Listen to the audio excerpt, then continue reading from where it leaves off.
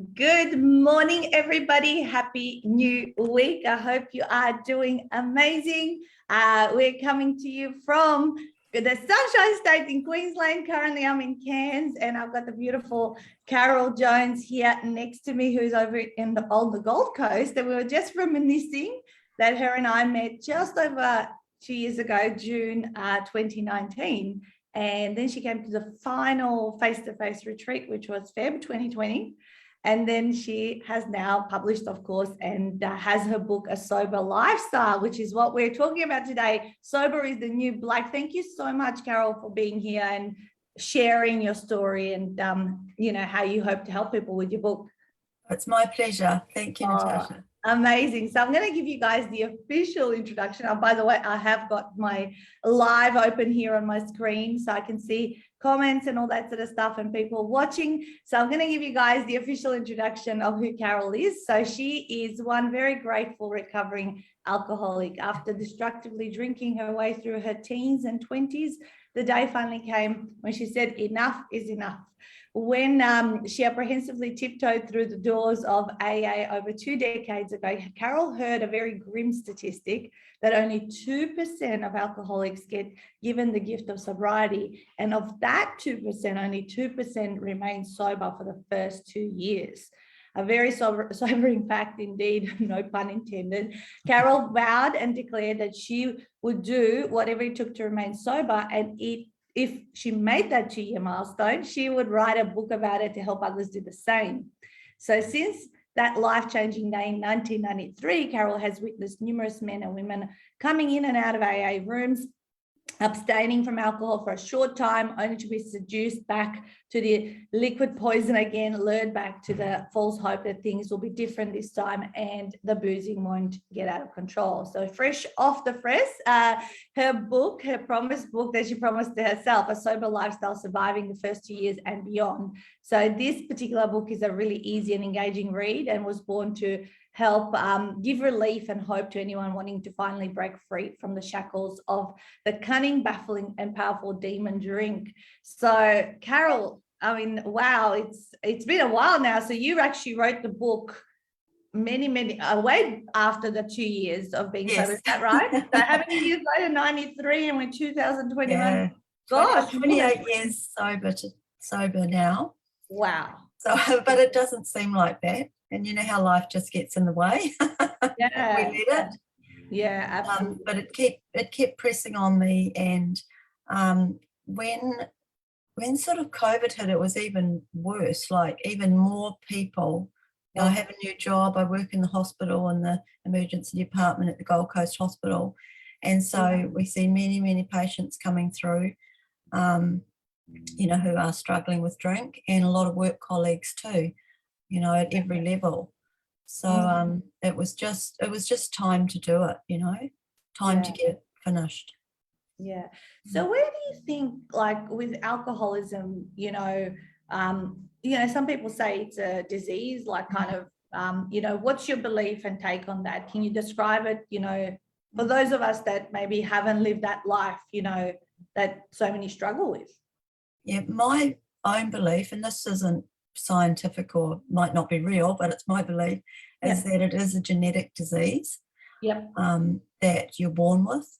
And a lot of people don't believe that, but I do. And I know that although I have a very successful recovery and have done for the last 28 years, if I pick up a drink again, I'm going to be right back to where I was, or actually worse, because it's a progressive disease.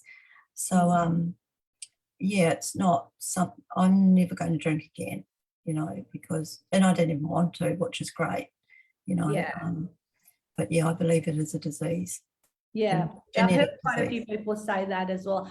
I mean, I guess it could be a social disease as well for some people, right? Because, just like, if for overweight or people who are overweight, sometimes it is a genetical reason, but there'd be probably a few reasons, but I have heard that, mostly can come from, also from the parents or, your genetic makeup as well. Yes. And a lot of environmental factors come into it, and a lot of people reach their rock bottom a lot earlier than others and a lot later than others. Yeah. And, you know, some people are binge drinkers, but they're not necessarily alcoholics, Mm-hmm. you know. Yeah. So what defines someone an alcoholic? What is it? Like, you know, how much, how often, or is that not important? Well, no, it's not even about how much or how often. It's more using it as a crutch all the time as a coping mechanism. Yeah. And like, I wasn't even aware of being an alcoholic until the day I gave up. It never crossed my mind that I was an alcoholic. I thought I was just a social drinker because it was my norm to have Baileys on my cornflakes for breakfast. And, you know, I home brewed and I did a lot of beers and a lot of wines as well. And if I was going to a barbecue and decided that, oh, I'm not actually going to drink today, I think I'll have a day off drinking. I'm just going to take that Feijoa wine because that's just fruit juice, you know. Yeah. That was my norm, my way of thinking. So it never crossed my mind at all until all of a sudden it was like a penny dropped. So talk to me about the penny dropping moment, that defining moment in 93 when you said enough is enough. What happened? Like, you know, obviously sometimes for us to have those moments, either shit hits the fan, you know, or, you know, something happens. So would you share that with us? Yeah, my rock bottom, it was really crazy. It was like I'd been drinking all day. Like I was topped up for 16 years, just continually topped up, living a normal functional life. And then it was more I compromised my values. You know, we all have values and we don't sort of step over them, and they're all different for different people. And I didn't even really consciously know what my values were, but this one particular night, and all of a sudden I just had this rage in my head, this really irrational thought, and went around to this lady's house at 11 o'clock at night and ranting and raving at her on her doorstep that my husband was there for some reason, but he wasn't, because she was standing right next to her husband and children. Yeah. You know, they came out in their pajamas, you know, just who's this crazy bitch turned up, you know, on their lawn, and ranting and raving at her. And then he was very angry with fists clenched, and she was holding him back, and she was very calm. And she had this really calm, angel-like presence. And the light bulb from the front porch was shining on her hair. She looked like an angel. Yeah. And then all of a sudden, just like that, it was like, oh, I've just left my kids at home alone. Yeah. You know? And that was, how could I do that? That was one of my values. You never leave kids alone at home, especially, you know, near midnight on a cold winter's night in a not such a great city where I live. Yeah. And that just, I was cold stone sober and drove home and have never had a drink since. So it was, to me, it was compromising my values. You know? And just this, you know, I don't know what made me never have a drink again. You know, she was an angel sent from God or somewhere, you know. So thank God for that. Wow. And so talk to me about, you know, how you say the 2%, 2% of the 2%. Yeah. You know, so did you start going to AAs and, you know, you were hearing these stats, and what were some of your mechanisms or tools that you used? You know, did you ever feel like drinking again, or like? No. Never. Oh, once I did, but it was really good. It was just something. It's always people that piss you off, you know, someone that triggers you and that sort of thing. And I was actually on my way to an AA meeting, just as well probably, and something happened. Somebody said something. And then I just saw my rage just went from 1 to 10. And I felt so offended and just rage. And it was only a split second flick through my head. I need a drink. And I just got in the car and I drove tunnel vision to this AA meeting. It was about a 15-minute drive, 10-minute drive. And I had to pass a pub that I used to drink at on the corner. And I remember driving, I turned the corner and then the driveway to the pub was there and I had to hold the steering wheel like this in tunnel vision to get past and got to the AA meeting. And I got down, sat in my seat, and they all said, "What's wrong?" I said, "Oh, it's okay now. It's okay now, I'm here." And I never ever felt like a drink again. No, that was only one time ever. Do you still attend meetings? Now and again, not so much now with COVID because they closed them down, but there are online meetings everywhere, and I've attended a few of those and they're fine, but it's more a matter of when you can get on and, you know, with work and your life and all that sort of thing. And it's really nice just to have a home group meeting. Yeah. And I've found a couple of good home group meetings here, but they close up, you know, the rooms close, the rent gets too expensive, you know, the building's sold. It was much easier in my hometown where I went, you know, religiously every Monday night for 15 years, you know. Yeah. So when you say alcoholism doesn't discriminate, can you expand on that for us? Well, it's anybody. Like a lot of people think of alcoholics as those people in the gutter, homeless, you know, that sort of thing, drinking out a flagon out of a brown paper bag or wine, you know, cheap sherry, whatever. But it's not. It's it's really strange. It's everybody from, you know, the bottom to the top. It doesn't matter your colour, your age, your race, your sex, whatever. Although there's a really, really high percentage of middle-class white women, which probably because it's more acceptable for middle-aged white women to drink and have wine, and it's more a social thing, and so it looks more prominent. Yeah. But it doesn't discriminate at all. You know, I used to think that an alcoholic was exactly what I just said, a drunk in the gutter drinking. They portray in the movies.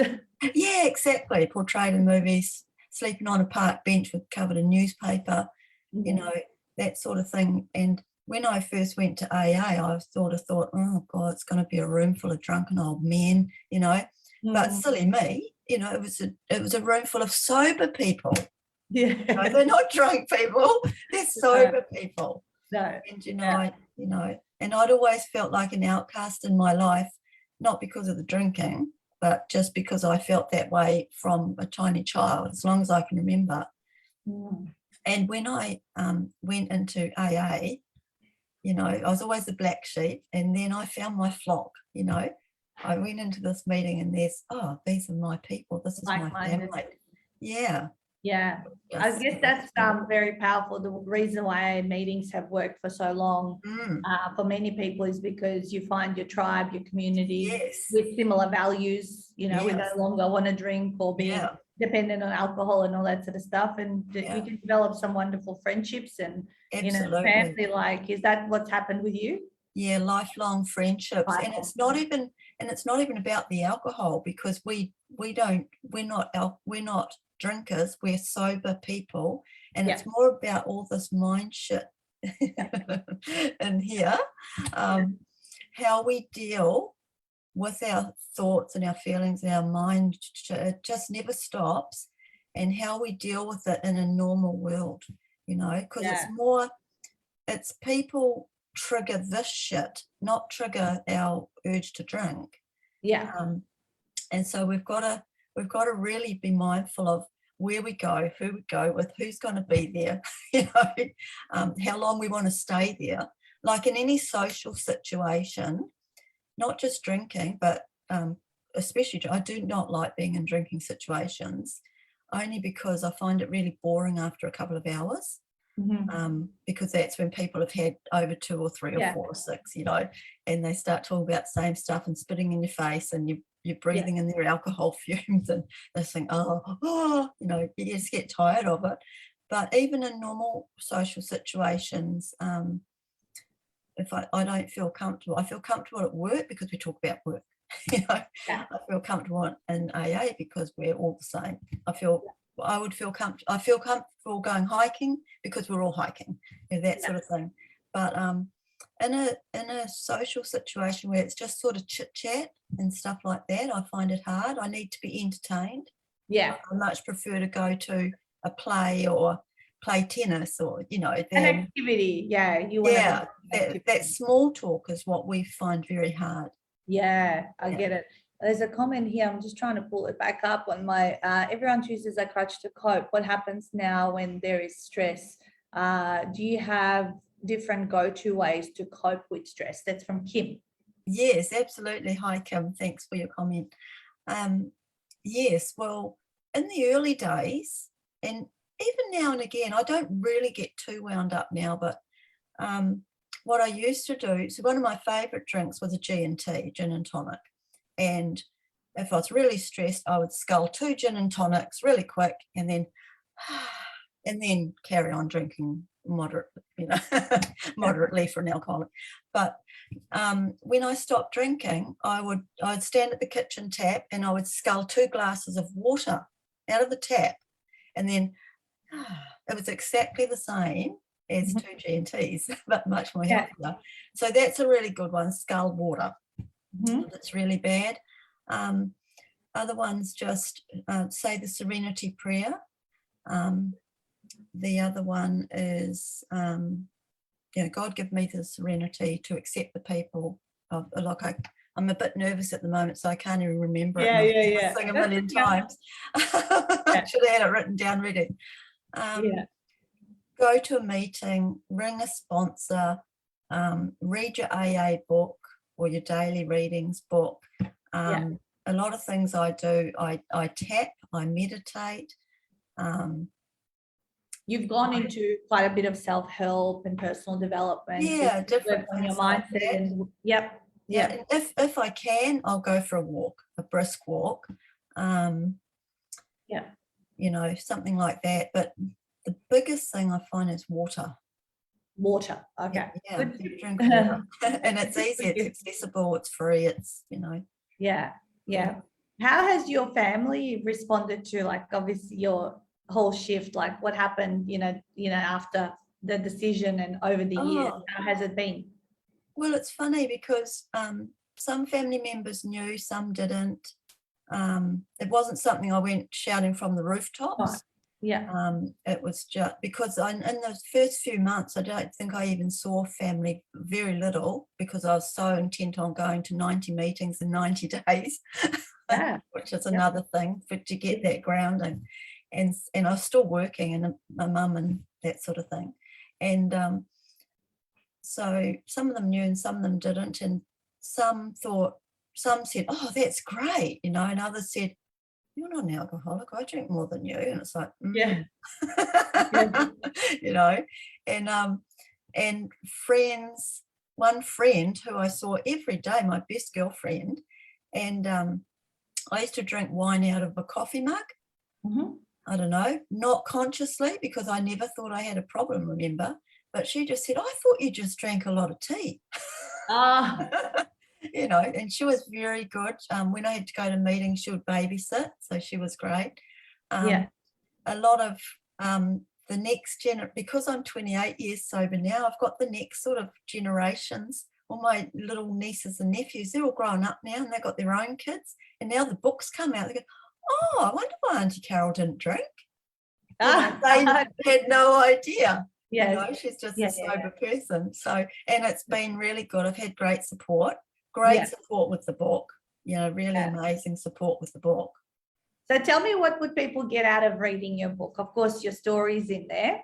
What's some of the other things? Is it some of those tools that you've used to? There's a lot of tools in there. And there's chapters on everything. It's more like, because the book's based on those first 2 years, because those are the crucial 2 years. So I wanted to keep the book really simple for people, because when we first go into recovery, we are learning a whole new lifestyle. It's it's like starting to walk again, learning to walk again. That's why the book is called The Sober Lifestyle, right? Yes, and the tagline, those first 2 years. So what was the question? Oh, what do I hope people what are people going to get out of reading your book? Like just a lot of coping mechanisms. in each chapter. I've kept the chapters small, and it's more like just a conversation with me talking to them simply. I've kept it very simple because it is very simple, but not always easy. So I've just kept the steps really simple, and the chapters really simple in the book, and they're rock bottom, and then how to clean the house out, cleaning up your environment, cleaning up the people. That's a big one. Where you go, what you do, more activity, like becoming active, like instead of drinking and going to the pub and clubs and parties and things like that, like what can I do now? So all about different activities you can do. Give them some ideas, because and then if there are social situations you can't get out of, drinking situations like a family wedding or a 21st or something, because those always happen. I had to go to all of those. There's all sorts of strategies, and about people expecting you to be the sober driver, and and they're not giving you the keys when they're pissed out of their tree, so you get the keys at the beginning of the night. Like that. And never if you need to leave the place, have your escape route planned before you need it, like at the beginning of the night, before you even go. Think it all through. I hear there's a lot of planning and preparation and finding things out ahead of time. Is that right? Absolutely. I'm a very scheduled planning person. What's going to happen? Who's going to be there? And who's going to press my buttons, and how long can I stay before it's rude to leave? All of that. Though I do enjoy people, don't get me wrong, but it's just sometimes I find it hard to cope with people. And there's things like, and even what can I eat when I go to a restaurant? There's hidden alcohol in food. There's hidden alcohol. So there's all a section on there, a chapter on that, and medications. I've got a cold, I've got to go and get some cough mixture. Oh, that's got alcohol in it. Read the thing. I went to a health food shop to get cough medicine once, and I put it on the spoon and just went, oh no, and read the back of the label, and it had alcohol, and I was angry. I was so angry. I'd gone to the health food shop. So it was just lucky that I'd put it on a teaspoon instead of just sculling it out of the bottle. I mean, I'm a sculler. I've sculled. Since I started drinking. I still scull, It's funny. 28 years later, I scull anything. I burn myself with soup, With soup. So I don't know what made something I never thought about. The fact that medication and food has absolutely. You go to a restaurant or cafe or something. You think, oh God, I feel like some hot chips, and all they've got is bare battered fries. Like, oh, can't have those. But I'll even go to the extent, if I can, of checking out the menu. Especially now, you can do it online. Check out the menu and work out exactly what I'm going to have. So when I get doing that too. I love doing that too. So I don't have to spend 20 minutes wondering and not knowing and then making a decision. Exactly. That's actually a good tip for everyone. It's a good tip for everybody. But when you go to a place where it might be your, I don't know, Christmas dinner at someone's place, and there's sherry and the trifle, is there white wine and the chicken sauce, and all sorts of things. You've got to really think about it, and quite often I eat kids' food.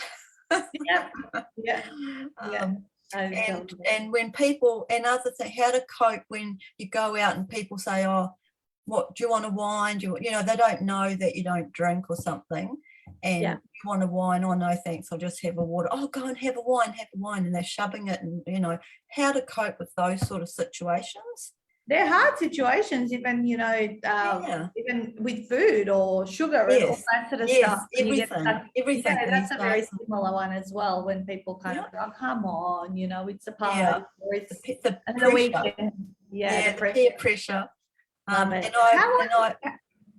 was the process of writing your book? Like, how did you find that? Was it? Did you have to relive stuff, or you just kind of? It was hard. Well, it was hard in so many ways, because I had to keep thinking back to those first 2 years. This book was I had to keep thinking, this is the book I needed back then that wasn't there. Had to put yourself in those shoes. Yeah, again. A long time ago, yeah. Yeah, and although it's written for the first 2 years, so many of the things I do every day anyway. Yeah. It's just my natural life. The new routines and habits. Yes, but a lot of the actually reliving the feelings and emotions of lots of it was really difficult. And it was like, one day I vomited, like because I was reliving an incident. Yep. And it brought up all of the same stuff without, and I was living it without the alcohol because I had to relive it. Yeah. And so, and the same in headaches, I got headaches. Yeah. I actually felt quite sick. I wanted to just forget it. Just, don't do it. And I thought, no, it's not for you. It's for those people that need it. You have to do it. This is your purpose. You were given that 2% of the 2%. God gave you that. Don't shit on it. Make use of that. This is your purpose.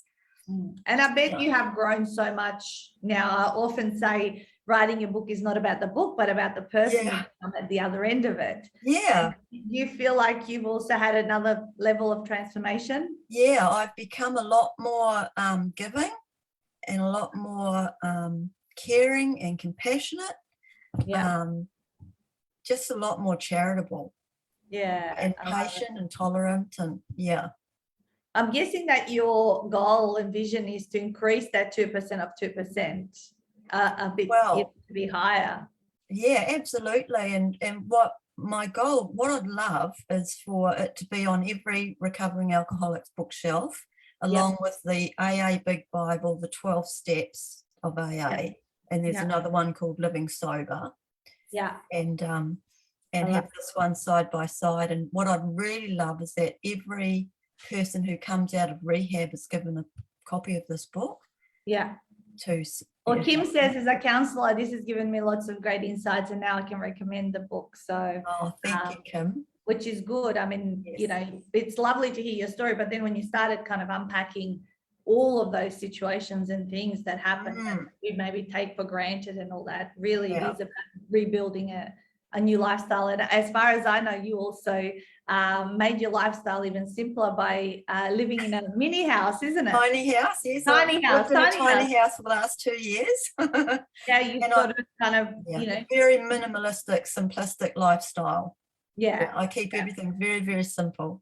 Yeah, I love that. And that's, ultimately, and then you get to really be present and there with life and all that kind of stuff. Yeah, I love it. So I'm sure Lindy will post the links where people can grab a copy of your book, a signed copy. That's going to get posted underneath this video. There's national and international. So there's going to be a couple of links, guys, there with Australia.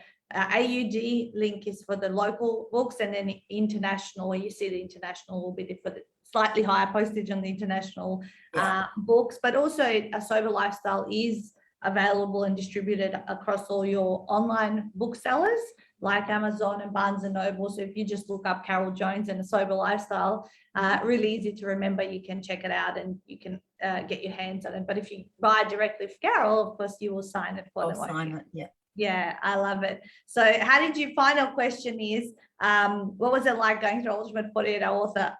Oh, in a nutshell, it was awesome. Like, I would never have done it without it. And I did try to, how do you say that, change the world? No. Be the change you want to see in the world? Sorry?